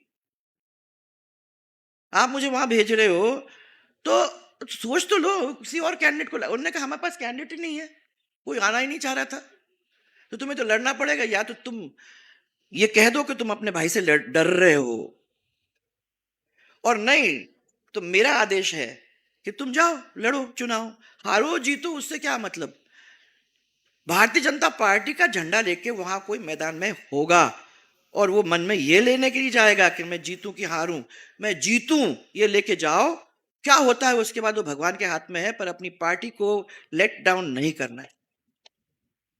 हम लोग सब माँ हैं, बहुत सारी बैठी हैं, और मुझे मालूम है कि सबसे पहले मैं अपने बेटे को अगर बाहर निकालना चाहूंगी तो चाहूंगी कि भाई वो सक्सेसफुल बने। तो मैंने कहा मैं अपना नोट ऑफ डिसेंट लिख रही हूं कि ये ठीक नहीं है जो आप कर रही हैं, परंतु क्योंकि माँ है इसलिए जाना है, और क्योंकि आपने कहा है इसलिए निकलेंगे। हार के तो आना ही है, वही हुआ। 2 ही लोग जीते, वो पहला एक चुनाव था मेरा, फर्स्ट चुनाव। आप लोग सब तो हम लोग की वही वही वही हालात हुए। पर मैं कह रही हूं कि आप लोग तो सब लड़े, हम लोगों को सबको ये कहा गया था कि, और हम लोग ऐसे नहीं, सब इंटेलिजेंट लोग बैठे हुए, सबने कहा होगा भैया कहीं ना कहीं कि हमें मालूम है कि हमारी हालत क्या होने वाली है, परंतु पार्टी के लिए कोई सीट खाली नहीं जानी चाहिए, इसलिए लड़े। 61 में 85 में 89 में ये संख्या 85 तक पहुंच गई, 91 में 120 तक हो गई, 96 में 161 तक बन के हम लोग सबसे बड़ी पार्टी बने। वाजपेयी जी पीएम बने, बहुमत नहीं होने की वजह से 13 दिन के अंदर सरकार गिरी। फिर 1998 में मध्यावधि चुनाव हुए, एनडीए का गठन हुआ, और फिर सेवा के लिए हम लोग सब सत्ता में आए। 99 में जयललिता वाली पार्टी क्या था, एआईडीएमके वालों ने एनडीए एआईडीएम अपना समर्थन वापस कर लिया, और सरकार फिर गिर गई। इसके बाद 99 में एनडीए ने, क्योंकि वो सब लोग इकट्ठा हो गए, पर एनडीए ने 333 सीट लेकर अपनी सरकार बनाई, और इसके बाद 2004 से 14 तक यूपीए की सरकार सत्ता में रही। 2014 में मोदी जी के करिश्माई नेतृत्व के अंदर हम लोगों ने पहली बार, इस पार्टी ने अकेले 282 सीट्स जीतने का काम किया, 282 सीट्स, और तब से लेकर आज तक भारतीय जनता पार्टी सत्ता के माध्यम से देश की सेवा करती आ रही। 2 से 303 सीट की यात्रा, 0 से 21 प्रदेश के अंदर सरकारें, 40 साल में हमने कई कई पड़ाव देखे। कई लोग भाजपा में आए भी, कई लोग वापस चले भी गए। राजनीति में तो ये उतार चढ़ाव होते भी हैं और ऐसा भी होता है, वो अपन अच्छी तरह से आजकल देखते हैं। कई लोग ऐसे भी हैं जो दल बदल लेते हैं परंतु दिल नहीं बदलते, मानसिकता वही रहती है। और ऐसा भी होता है कि जो दल बदल लेते हैं वो दिल भी बदल लेते हैं और पार्टी के अंदर जैसे दूध और शक्कर मिल जाते भी हैं। पर ये हमारे लिए, मैं हमेशा अपने बात जब भी आप लोगों से करती हूँ कार्यकर्ता से, तो मैं हमेशा कहती हूँ कि जरूरी है कि हमारे जो मूल विचारधारा के कार्यकर्ता हैं उनको सम्मान हर वक्त हर समय मिलना चाहिए। खतरा तो हम लोग सबको उनसे है जो पहले अपना सोचते हैं, सेल्फिश लोग पहले अपना सोचते हैं कि पार्टी का क्या होगा, हमें कोई मतलब नहीं है। ऐसे तो कई हैं जो इधर से नाचे, यहाँ जीत के गए, उधर गए, फिर उधर से नीच के गए, फिर उधर गए, उधर जीत के गए, फिर वापस पार्टी में आके फिर जीत के गए। मैंने ये चीजों के बारे में, ये सबसे बड़ा खतरा है। इस चीज के ऊपर अपने को ध्यान देना ये बहुत जरूरी है। नियुक्तियां और दायित्व उन कार्यकर्ताओं को देना चाहिए जिनमें संगठन के प्रति निष्ठा भी है, समर्पण भी है, संस्कार भी है। इसलिए उनको बार बार चेक करने की जरूरत है। हम लोगों को मालूम है कि हमेशा हुआ करता था, जो कार्यकर्ता मूल भाजपा का है, पार्टी विचारधारा से बचपन से रहा है, उन्हें मिलना चाहिए अवसर। और यह हमारा सिद्धांत भी रहा है। विचारधारा से हम लोग न पहले हमने कभी समझौता किया, न पहले किया, न आज करेंगे। ये हमारी विचारधारा है। इस विचारधारा को मजबूत रखने के लिए, जैसे अभी आपको घनश्याम जी ने कहा, बहुत लोगों ने अपना बलिदान दिया। और मैं एक और बात कह के आप मेरी बात बंद करूंगी। उसमें ये 1996 में जब अटल जी के 13 दिन की सरकार जब गिरने को आई, तब आपको सबको मालूम है कि सत्ता में बने रहने के लिए जोड़ तोड़ तो सब करते ही हैं। बहुत सारी पार्टीज ने कांटेक्ट भी किया, बहुत सारे लोगों ने कहा कि आप इनसे बात कर लो, उनसे बात कर लो, आपको हो जाएगा, परंतु लकीर के फकीर थे वो। तो उन्होंने ये तो कहा, भरे सदन में पार्टी तोड़कर नया गठबंधन करने से यदि सत्ता हाथ में आती है, कोट कर रही हूं मैं, तो मैं ऐसे सत्ता को चिमटे से भी छूना पसंद नहीं करूंगा। ऐसे भी लोग थे हमारी पार्टी के अंदर, ऐसे भी लोग हमारे कार्यकर्ताओं को बना रहे थे। आज आप लोग यहां तक आए हो, बहुत लोगों की मेहनत इसके पीछे है और बहुत लोगों ने अपना कंधा इस पार्टी को बढ़ाने के लिए लगाया भी है। मैं अब ये कह रही हूं कि हम बहुत सशक्त हाथों में हैं, मजबूत हाथों में हैं, परंतु खाली उनके ऊपर छोड़ के अगर हम ये सोचे कि हमें कुछ करने की जरूरत नहीं होगी, तो मैं तो समझती हूँ कि एक एक कार्यकर्ता को ये ध्यान में रखने की जरूरत है कि ये एक पार्टी जो है वो एक के ऊपर नहीं, अनेकों के ऊपर, अपने कार्यकर्ता, एक एक कार्यकर्ता के ऊपर वो जिम्मेदारी छोड़ती है, क्योंकि वही लोग इस पार्टी को वहां तक पहुंचाने का काम कर सकते हैं। तो आखिर में इतना ही कहूंगी कि ये वो पार्टी है जिसको मजबूत करने के लिए हम सब कार्यकर्ता को लगे रहना है। हम इस काम को छोड़ नहीं सकते अधूरा, अरे कोई चिंता करने की जरूरत नहीं है, सब लोग बैठे हुए हैं, ये लोग संभाल लेंगे ना। हमको तो खाली पद चाहिए। मैंने कार्यकर्ता जो मैंने, आप खाली बोल दीजिए तो हमारा वो हो जाएगा। मैं सबको कहा, मैंने तुमसे पद से क्या मतलब है भाई, अपना काम करो, पद अपने आप ही आएगा। परंतु हमने ये भी कहा है कि हम लोगों को जो वो मजबूत कार्यकर्ता, जो पहले के कार्यकर्ता हमारे, जिनने संगठन के अंदर अपनी निष्ठा दिखाई है, जिनने बचपन से काम किया है, उनको भी हम लोगों को कंधे से कंधा मिलाकर उनको भी साथ लेकर चलने की जरूरत है। तो इसलिए ध्यान रखिए, पद को भूल जाइए, काम करिए। ये पार्टी बिना पद के लिए, बिना किसी लालच के आज यहां तक पहुंची है। इस पार्टी को हमने सबसे बड़ी दुनिया के अंदर पार्टी बनाई है। मैं आप फिर से कह रही हूं कि इस पार्टी को उस जगह में बने रहना है। 2047 की बात कर रहे हैं।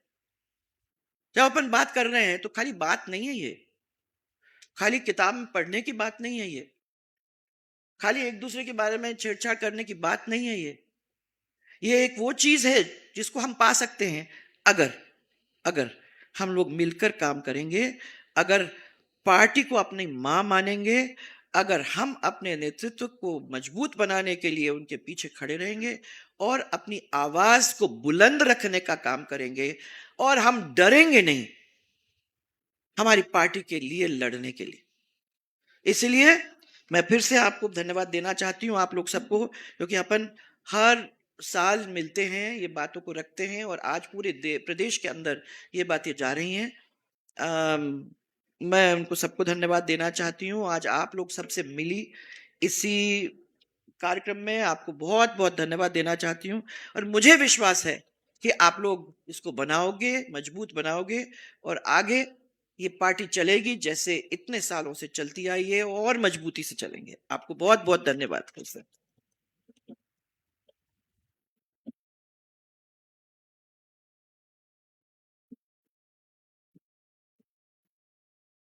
धन्यवाद हुकुम। हमारे बीच में विधायक महेंद्र पाल जी मीणा और श्री राम अवतार जी बेरवा विराजमान है। इनका जोरदार तालियों से स्वागत है, अभिनंदन करें।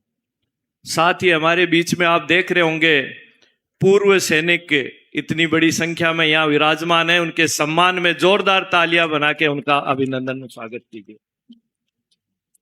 अब मैं निवेदन करूंगा हमारे प्रदेश के अध्यक्ष श्रीमान मदन जी राठौड़ साहब से, वो आए और अपना उद्बोधन दें। माननीय मदन जी राठौड़ साहब।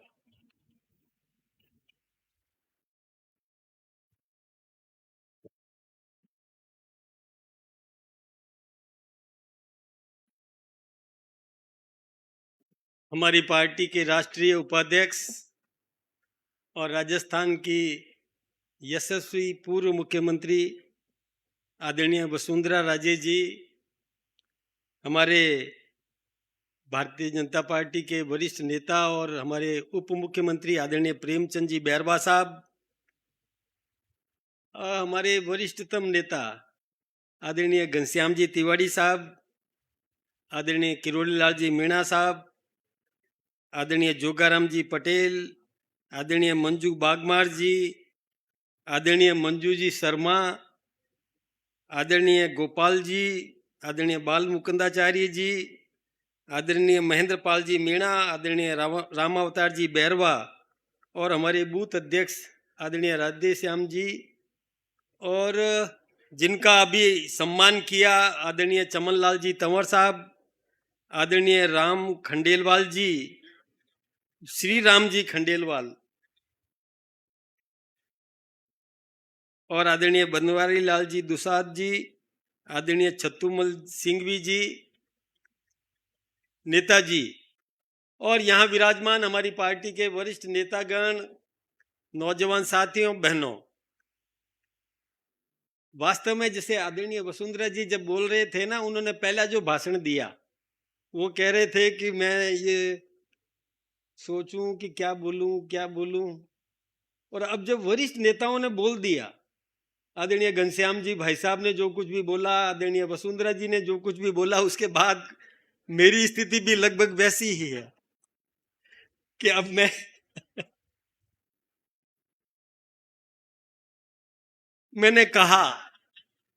मैंने निवेदन किया था कि पहले मैं बोल दूं, कुछ न कुछ तो रह ही जाएगा मेरे पास। अब इन्होंने कुछ भी छोड़ा नहीं। लेकिन एक बात अपन सब याद रखें कि जैसा कि आदरणीय घनश्याम जी भाई साहब ने कहा था कि आधी रोटी बांट बांट करके खा करके भी इस पार्टी को सींचा है। आदरणीय वसुंधरा राजे जी जो राज परिवार से जन्म जिन्होंने लिया और उन्होंने भी इतने कष्ट झेले, आदरणीय राजमाता जी जो कभी सपने में भी नहीं सोच सकती थी कि मुझे भी जेल जाना है। ऐसे ऐसे लोगों का जब त्याग तपस्या जब सुनते हैं, तो जब ये लोग बोल रहे थे ना, तो मेरी तो हालत, मैं भावुक बहुत हूं। मेरी स्थिति ऐसी बन जाती है कि आंखों में से पानी आने लग जाता है। हाँ, ये स्थिति बनती है मेरी, है ना। कितने संघर्षों के बाद, कितनी तपस्या के बाद, और ये पौधा आज वटवृक्ष बना है। हमें गर्व होता है, खुशी होती है। आप कल्पना करो, जब अपने श्यामा प्रसाद मुखर्जी का बलिदान कैसे हुआ, आप सबको पता है कि एक देश में दो निशान, दो प्रधान, दो विधान नहीं चाहिए। तो इसके लिए उन्होंने, जिन्होंने इस पार्टी को तैयार किया, सींचा, पार्टी बनाई, कश्मीर में गए, उन्होंने अपना, उनका वहीं, जो व्यक्ति हिम्मत के साथ आंदोलन नारा लगाता हुआ गया और कुछ ही दिनों बाद में उसकी मृत्यु हो जाए, ये षड्यंत्र नहीं तो क्या है। हमारे दीनदयाल जी उपाध्याय मुगल सराय में, यानी ट्रेन में यात्रा करते करते उनकी बोगी को काट दिया जाए, अलग ले जाए मुगल सराय में, और वहां उनका मृतक शरीर मिले, ये षड्यंत्र नहीं तो क्या है। वो विरोधी सोचते थे कि शायद ये यदि आगे आ गए तो हम सबके पैर नीचे जमीन खिसक जाएगी। ये बड़े नेता हैं, विद्वान हैं, अनुभवी है, तेजस्वी है, मौलिक सोच के धनी है। ऐसे लोगों को हटाने का जो षड्यंत्र किया, वो लोग आज नेस्तनाबूद हो रहे हैं। लेकिन हमें खुशी इस बात की हो रही है, मैं तो आप सबको बताऊं, आज आपने एक समाचार पत्र पढ़ा होगा, मैंने आदरणीय घनश्याम जी भाई साहब को भी दिखाया। जब आदरणीय वसुंधरा जी आ रही थी तो उस समय हम कार्यालय में बैठे थे, मैंने बताया, मैंने कहा भाई साहब ये न्यूज पढ़ो आप। किरोड़ी लाल जी को बताया। कांग्रेस के वरिष्ठ नेता शशि थरूर, जब वो हमारे नेतृत्व की प्रशंसा करते हैं तो आपको अच्छा नहीं लगता क्या? अच्छा लगता होगा ना।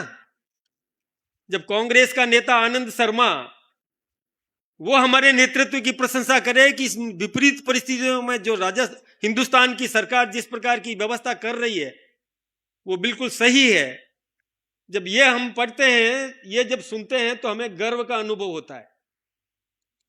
जब मनीष तिवारी जो कांग्रेस में रहते हुए हमें गालियां देते देते उसका मुंह नहीं थकता था, और वही व्यक्ति आज जब ये प्रशंसा करे कि हिंदुस्तान का नेतृत्व नरेंद्र मोदी जी के हाथ में सही दिशा में चल रहा है, तो हम सबको गर्व होता है कि नहीं? गर्व होता है। जब मध्य एशिया में युद्ध चल रहा है, अमेरिका और इजराइल ईरान के साथ में युद्ध कर रहे हैं और पूरे दुनिया त्राही त्राही कर रही है कि हमको गैस नहीं है, डीजल नहीं है, पेट्रोल नहीं है, और उस समय हमारा हिंदुस्तान का नेतृत्व आदरणीय नरेंद्र मोदी जी ने श्रीलंका को भी और 30 लाख मैट्रिक टन ऑयल दे दिया, पड़ोसी की भूमिका निभाई। तमिलनाडु को भी, हाँ, बांग्लादेश को भी दिया। कैसी व्यवस्था कर रहे हैं, कहां से व्यवस्था हो रही है? यानी जब गर्व होता है कि आज इतना वटवृक्ष बन गया हमारा संगठन और हमारा नेतृत्व इतना समृद्ध हो गया कि अमेरिका भी सोचता है, इजराइल भी सोचता है, ईरान भी सोचता है कि हिंदुस्तान के लिए जो हॉर्मुज से गैस के टैंकर जा रहे हैं उनको तो रास्ता दे दो, और वो हमारी पूर्ति हो रही है वहां से। इतना मतलब मान्यता बढ़ी है हमारे देश के नेतृत्व की, हमारे भारत की प्रतिष्ठा बढ़ी है। कहां से खड़े हुए थे हम, कहां से चले थे, और कितने लोगों ने, जो ये मंच पर भी और सामने विराजमान है, इन लोगों की तपस्या का परिणाम यह है कि आज हमारा संगठन वटवृक्ष बन करके खड़ा है और दुनिया का सबसे बड़ा संगठन भारतीय जनता पार्टी बना है और दुनिया में प्रतिष्ठा भी बढ़ी है। कुछ समय पहले भी हमने देखा होगा कि जब रूस यूक्रेन का युद्ध हो रहा था और उस समय भी हमारे बच्चे जहां फंसे हुए थे तो हमारे देश के नेतृत्व ने ऐसी स्थिति बनाई जो मैंने पहले भी एक बार आपसे कहा था कि दो सांड यदि लड़ रहे हों और कोई व्यक्ति अब दोनों सांडों के एक एक हाथ में सींग पकड़ के रोक दे और अपने बच्चों को सुरक्षित निकाल दे, ये बहादुरी भी दिखाई तो नरेंद्र भाई मोदी जी ने देखा। ये उसी कारखाने की पैदाइश है। कारखाना तो वही है जिससे चतुर्मल जी हुए हैं, जिससे हमारे ये सब नेता लोग तैयार हुए। नेतृत्व दिया है, दुनिया को नेतृत्व देने की स्थिति में आज हमारा संगठन आया है।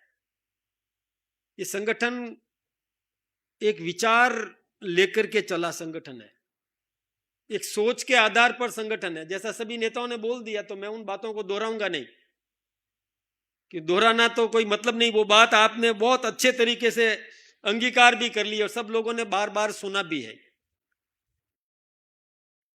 एक विचार एकात्म मानववाद का सिद्धांत लेकर के और सर्वे भवंतु का सिद्धांत और वसुधैव कुटुंबकम का ये भाव लेकर के हमारा नेतृत्व आगे बढ़ रहा है।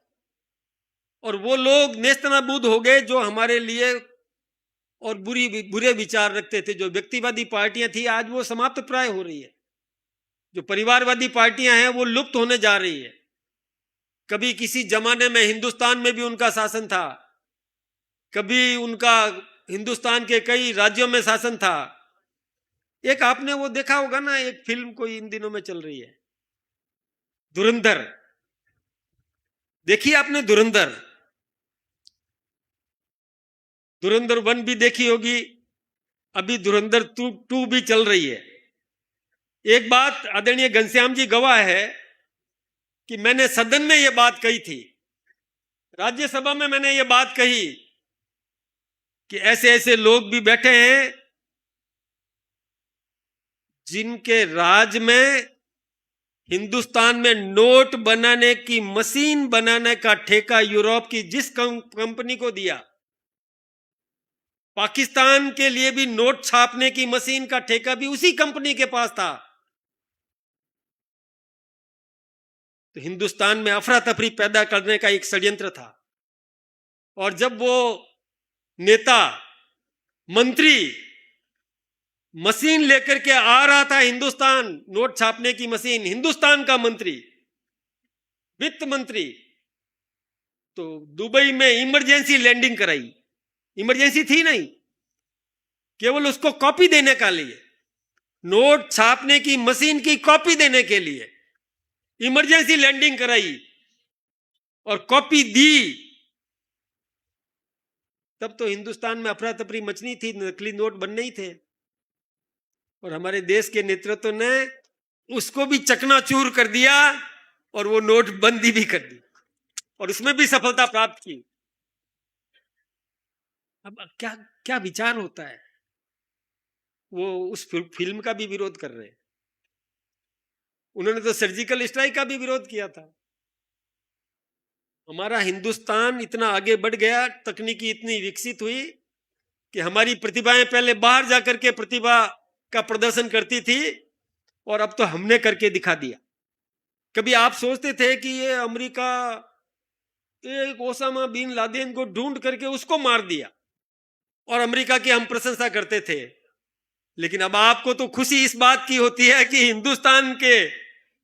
हिंदुस्तान की सेना ने यहां बैठे बैठे बटन दबाया और 400 किलोमीटर दूर उसी आतंकवादी केंद्र को नेस्तनाबूद कर दिया। गर्व होता है कि नहीं होता? गर्व होता है, सभी को गर्व होता है।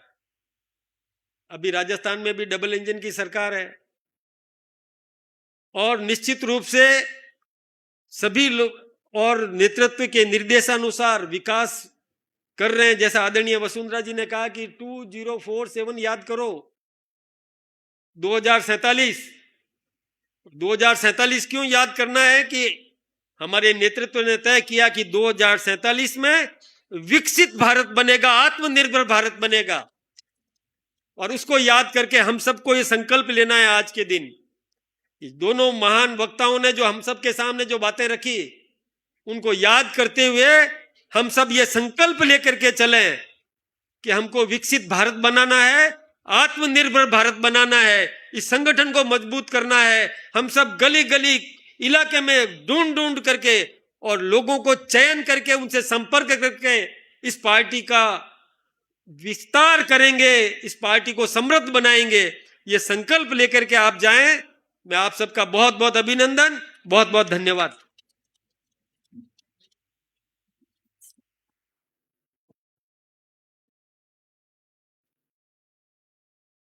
धन्यवाद अध्यक्ष जी। अब मैं धन्यवाद के लिए श्रीमान किरोड़ी लाल जी मीणा से निवेदन करूंगा कि वो पधारें और सभी को धन्यवाद भी दें।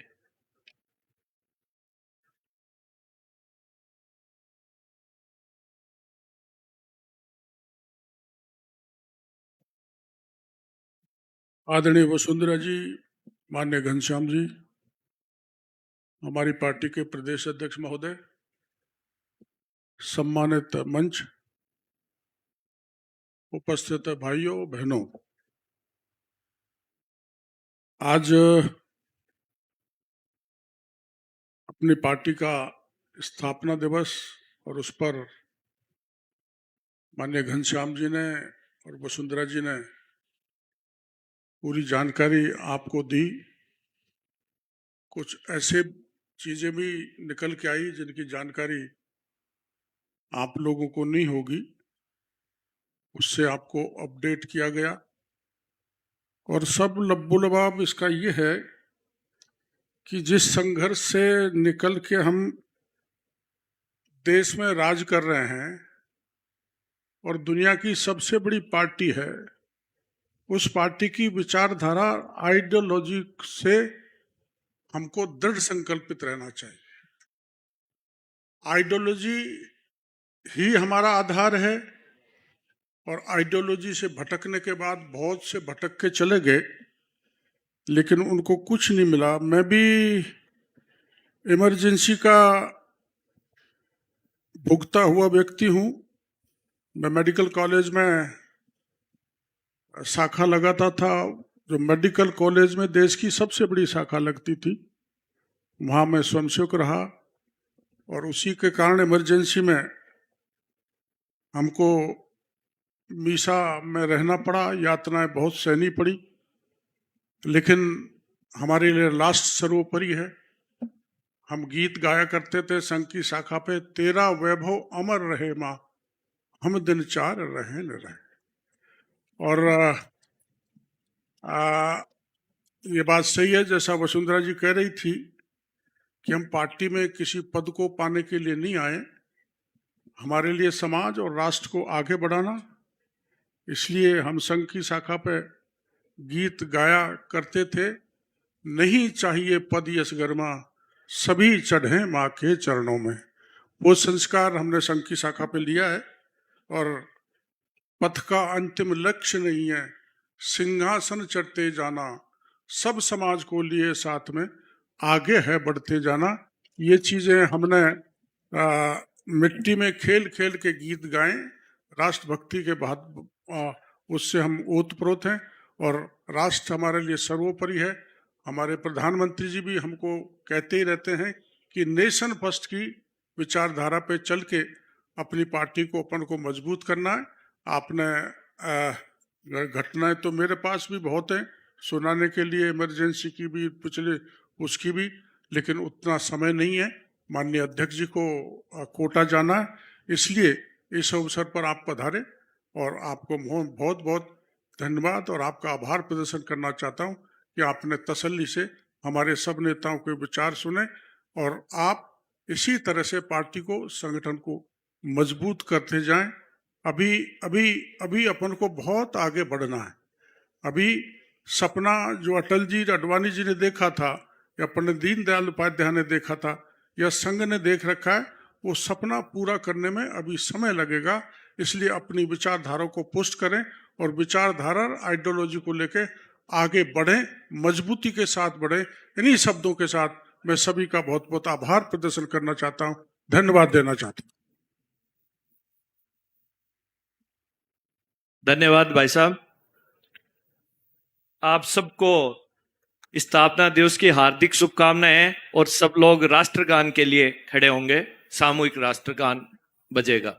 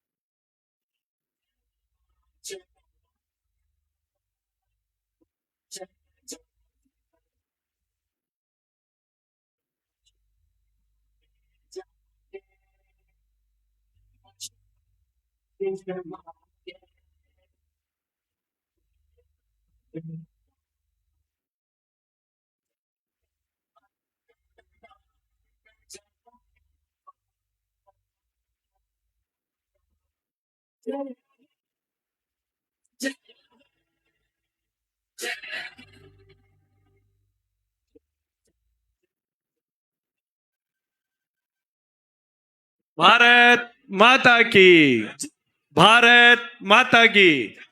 आप सबका बहुत